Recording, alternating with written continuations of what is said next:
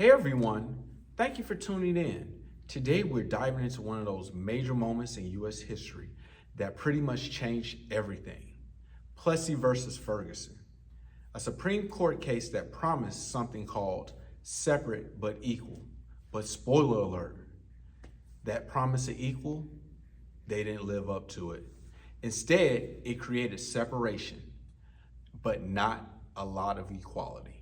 Today, we're going to break down what actually happened, the good, the bad, and what could have been if things had gone just a little bit different.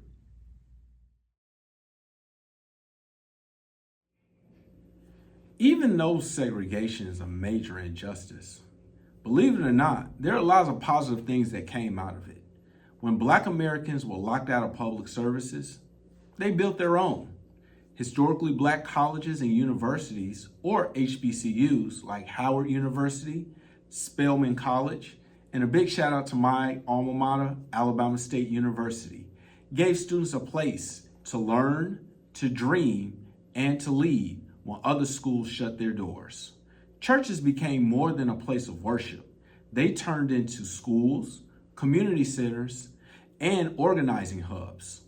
Black businesses flourished too. There were Black-owned banks, restaurants, hospitals, and newspapers that kept the entire community running strong. And culturally, this period gave rise to amazing music, poetry, and art.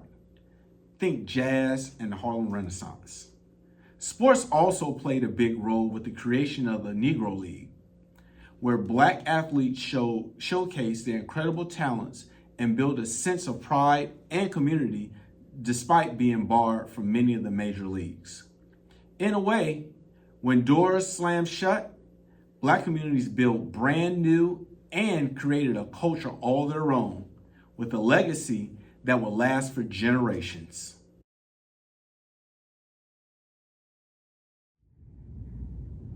Even with all those strengths and creativity, the reality is that Plessy versus Ferguson hurt a lot of people in major ways.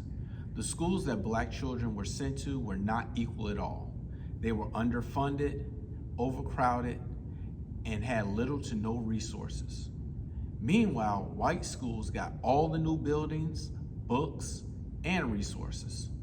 Beyond education, racist violence was everywhere. Groups like the Ku Klux Klan terrorized Black communities with threats, lynchings, and attacks. Through redlining, Black families were boxed into neighborhoods where they were denied loans and services, making it almost impossible for them to build wealth or move into better neighborhoods. Worst of all, when Black communities did succeed, like Tulsa's Black Wall Street, Rosewood in Florida, and Wilmington in North Carolina, they were often attacked, burned to the ground, and even wiped out.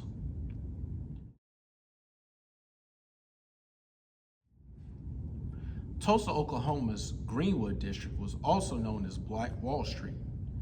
It was one of the most prosperous Black communities in the country during the early 1900s. It had its own banks, schools, libraries, theaters, and even doctors. But in 1921, after a false accusation against a Black teenager, it sparked racial tension. A white mob attacked the neighborhood, killing hundreds and burning homes and businesses to the ground. Survivors were left homeless, and the city never rebuilt the community to its former status.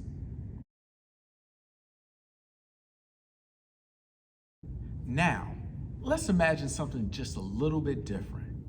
What if separate but equal was actually equal? Imagine if Tulsa's Black Wall Street hadn't been destroyed.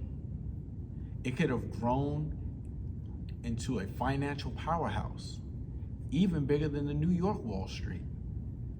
Imagine if Rosewood hadn't been burnt down to the ground. It could have become a major cultural and economic hub. Wilmington could have led the way and with Black political leadership across the country.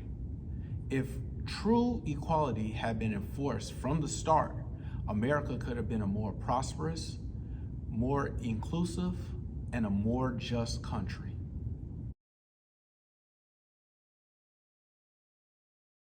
Over the past 150 years, we've seen record numbers of Black college graduates, business owners, politicians, and leaders. Today, HBCUs are still producing doctors, lawyers, scientists, activists, and educators who are making a huge impact on our country. The strength and resilience that started during the days of segregation are still alive and thriving.